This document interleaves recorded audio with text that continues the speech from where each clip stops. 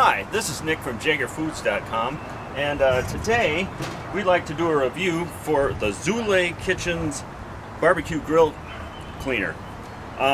This is probably one of the nicest ones I've ever owned. It's sturdy, well built.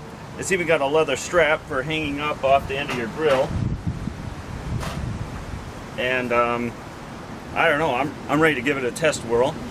We have some chicken that we're just reheating, so I've got the temperature on low. I'll take the chicken off.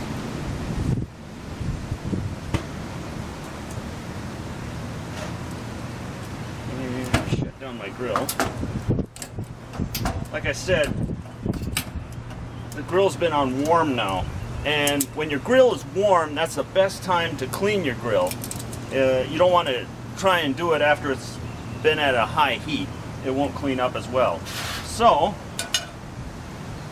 we're going to give our brand new brush a whirl here. You're going to see that the design of this is made perfect to get in between all of the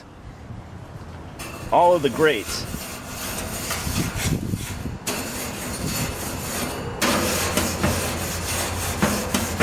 Here, I'll go halfway. You don't have to watch me clean my whole grill, but you can see the before and after. I am not putting a lot of pressure on this.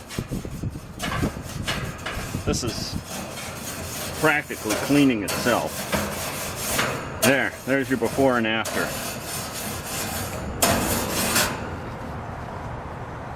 I mean, I could take and hose this off and it'll be clean again. And like I said, it'll always be ready if I hang it off the end of my grill here. This is probably the nicest, easiest way to do this, and this is built to last. This is going to be around a while.